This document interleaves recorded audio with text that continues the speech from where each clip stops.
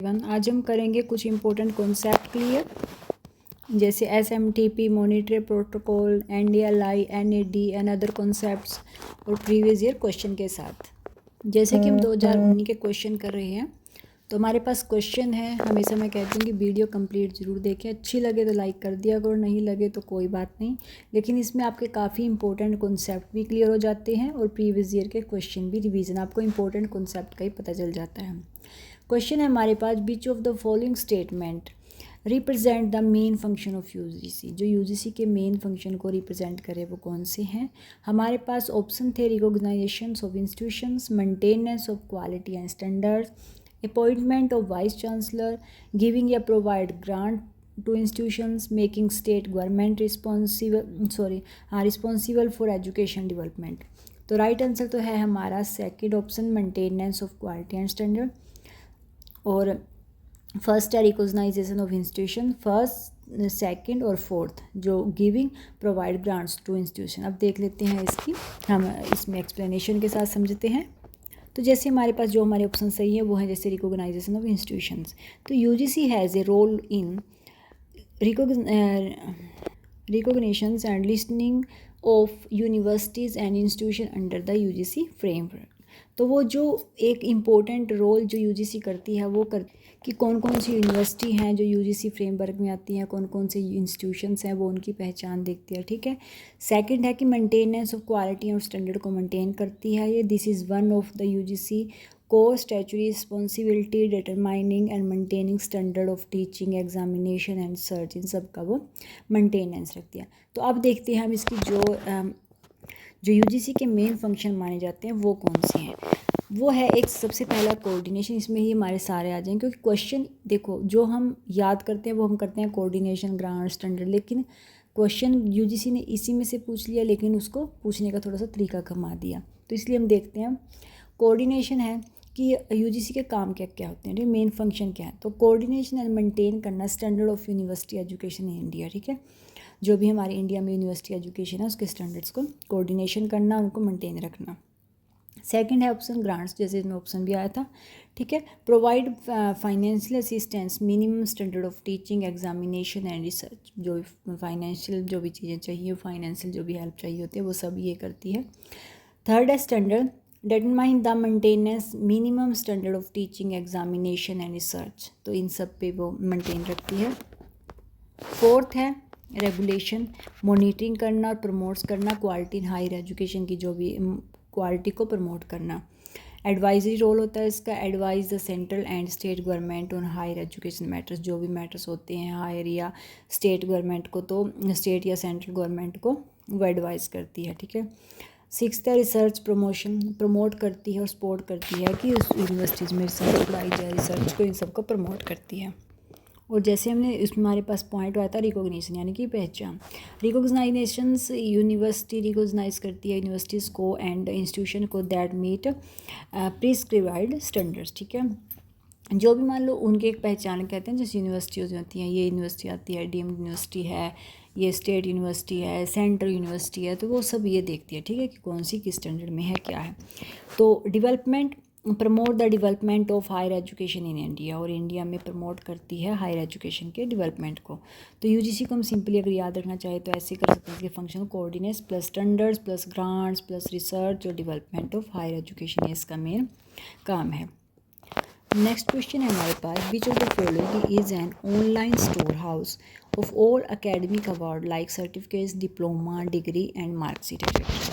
कि कौन सा है इसमें ऑनलाइन वो स्टोर हाउस जिसमें सब जो भी हमारे ऑनलाइन अवार्ड्स होते हैं, जैसे सर्टिफिकेट, डिप्लोमा, डिग्री, ये सब जो रहते हैं सेव। ठीक है, तो वो कौन से हैं हमारे पास ऑप्शन है स्वयं, national digital library, national academic library, national academic depository. तो राइट आंसर है हमारा नेशनल एकेडमिक डिपॉजिटरी। अब देख लेते हैं सब क्या है। स्वयं के बारे में मैंने नहीं दिया, स्वयं के बारे में मैंने काफ़ी बार रीड करा दिया है, तो इसलिए मैं नेक्स्ट बताती हूँ जो नेशनल डिजिटल लाइब्रेरी है और एकेडमिक लाइब्रेरी क्या है। तो फर्स्ट है हमारे पास नेशनल एकेडमिक डिपॉजिटरी, जो हमारा आंसर है उसको देखते हैं हम पहले। NAD शॉर्ट फॉर्म, ये इस्टेब्लिश हुई थी 2017 में, national academic depository. It is a digital repository for academic award such as degrees diploma and certificates, कि जहाँ पर ये कह सकते हैं हम वह जहाँ पर ये रहते हैं सब जो हमारे सेव रहते हैं, वो सर्टिफिकेट है, डिग्री है, जो भी हमारे डिप्लोमास होते हैं। Its main purpose is to digitally store करना, वेरीफाई करना and provide access to academic certificate, reduce the risk of loss damage और फॉरगेट। ठीक है, जब मान लो कोई हम कई बार हमसे कोई अपने सर्टिफिकेट लॉस हो जाते हैं, कई बार हम खो देते हैं, डैमेज हो जाते हैं, ठीक है, तो फिर दोबारा हम निकलवा लेते हैं। वो तभी निकलते हैं क्योंकि वो क्या है, वो सेव हैं गवर्नमेंट के पास हमारे, तो वो क्या है नेशनल एकेडमिक डिपॉजिटरी में वो सेव रहते हैं। तो इसलिए बनाया गया था, इसमें वेरीफाई भी रहते हैं और ये स्टोर रहते हैं वहाँ पर। तो it is associated with the UGC ministry of education framework for digital academic records. ये हमारे जो यूजीसी मतलब मिनिस्ट्री ऑफ एजुकेशन फ्रेमवर्क है उसमें डिजिटल जो एकेडमिक है, तो उसमें हमारा ये रिकॉर्ड्स ये क्या है सारा कुछ सेव रहता है। इसलिए जब भी हमारी कुछ खो जाती है कोई डिग्री या फिर कुछ भी सर्टिफिकेट, तो हम उसको दोबारा निकलवा लेते हैं। और एक ऑप्शन है हमारे पास नेशनल डिजिटल लाइब्रेरी। तो वो डिपॉजिटरी होता है जहाँ पे हम डिपॉजिट करते हैं, मतलब जमा रखते हैं, जहाँ पर हमारा सेव है, ठीक है, कोई चीज़। तो नेशनल लाइब्रेरी, जैसे लाइब्रेरी से आप सिंपली याद रखना, लाइब्रेरी में जहाँ पर हमें बुक्स मिल जाती हैं, हम जब जी चाहे वहाँ से उठा के पढ़ सकते हैं आराम से, ठीक है, वो होती है नेशनल डिजिटल लाइब्रेरी, जो लॉन्च हुई थी 2018 में, डेवलप की गई थी आईआईटी खड़गपुर द्वारा। ये छोटी छोटी चीज़ें भी ध्यान रखा करो। Ministry of education government of India द्वारा। NDLI is an online library platform that provide access to a large collection of digital educational resources from different subject levels. ठीक है, अलग अलग सब्जेक्ट के लेवल्स के सब को प्रोवाइड करती है, उसके पास काफ़ी एजुकेशनल रिसोर्सेज हैं।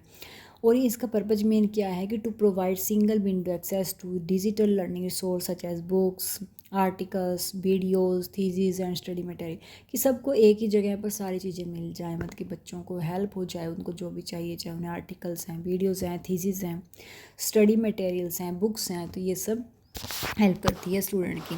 तो नेशनल डिजिटल लाइब्रेरी। नेक्स्ट हमारे पास क्वेश्चन था कि मॉनिटरी प्रोटोकॉल जो है उसका एम्स क्या है, रिडक्शन करना in emission of greenhouse gas, या phasing out ozone depletion substance, या preventing transboundary movement of hazardous waste, या फिर enhancing cooperation among UN member state for peaceful use of nuclear energy. तो right answer है हमारा option B, phasing out ozone depletion substance. तो monetary protocol क्या है, इसका मेन एम क्या हमारा, जैसे हमने बात की कि डिजिटल ओजोन डिप्लेशन पे ये है कि जो हमारी ओजोन डिप्लेट होती जा रही है, जिन गैसेस की वजह से हो रही है, उनको कैसे रिड्यूस किया जाए, उनमें कमी कैसे लाई जाए।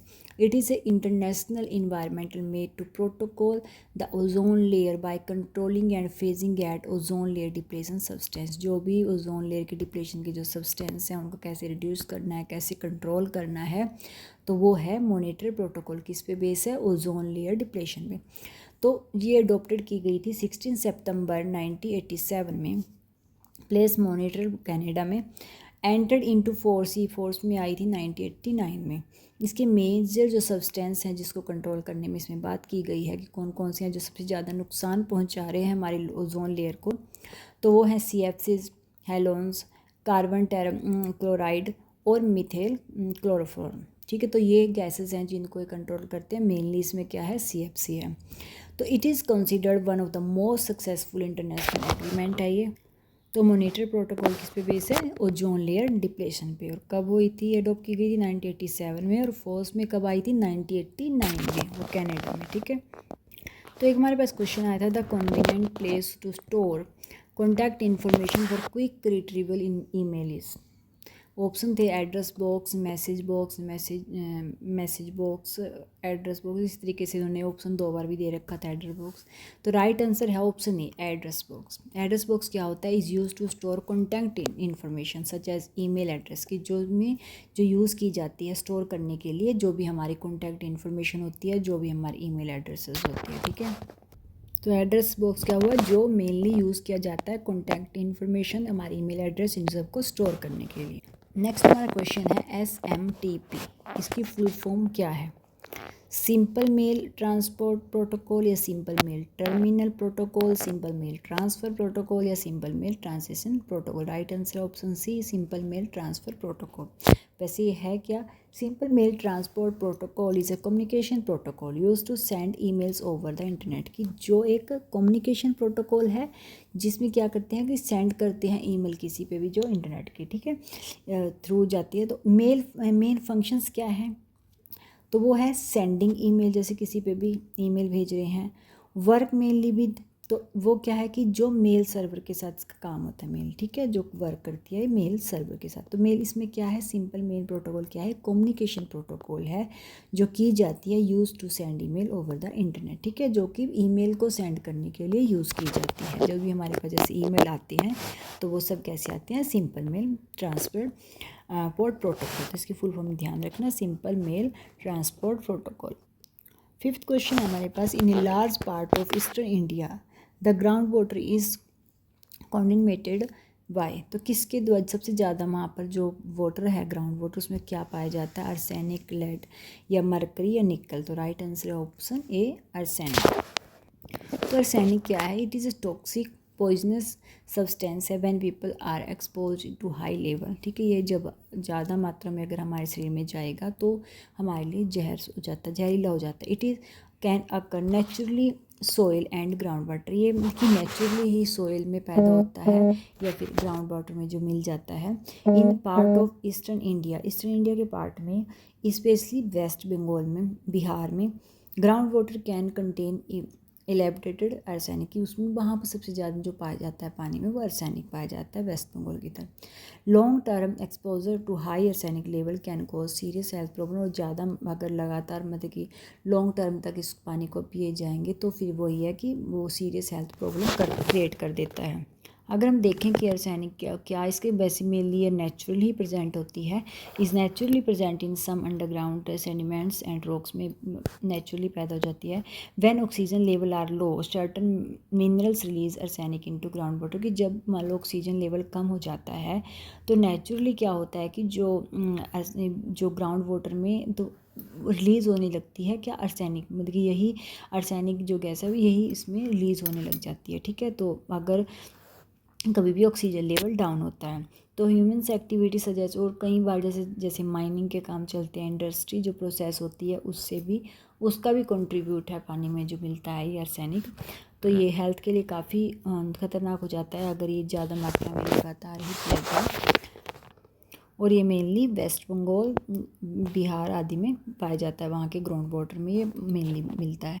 नेक्स्ट क्वेश्चन आया था, the Taj Mahal is mainly threatened by the debtor, तो सबसे ज़्यादा डिटीरियस इफेक्ट क्या मेनली उसको थ्रेटन किया? जो ताजमहल का आज हम कहते हैं ना कि रंग पहले इसका पीलेपन पे नहीं था तो रंग ये चेंज हुआ है, तो उसका क्या रीज़न है? सल्फर डाइऑक्साइड या क्लोरीन या फिर ऑक्सीजन हाइड्रोजन। तो राइट आंसर है option A, sulphur dioxide. The Taj Mahal mainly threatened by the sulphur dioxide, SO2 and other air pollutant, सबसे ज़्यादा जो इफेक्ट पड़ा है इस पर तो वो सल्फर डाइऑक्साइड का, SO2 और अदर जो एयर पोल्यूशन होते हैं उनका।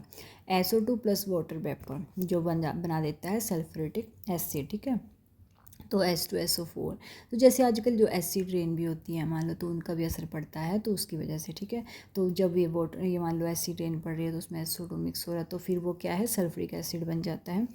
तो this contribute to acid rain which can damage and colour the marble, तो वही है कि इसके मार्बल के जो कलर है उसको इसने चेंज कर दिया, डैमेज कर दिया है। तो this phenomena is often called marble cancer, इस फिनोमिना को मार्बल कैंसर के नाम से जाना जाता है कि मार्बल को का रंग ख़त्म कर देता है कि जो नेचुरली उसका रंग था वो नहीं रहा, ठीक है। तो नोट्स अच्छे लगे तो लाइक कर दिया करो, पर वीडियो कंप्लीट ज़रूर देखा करो।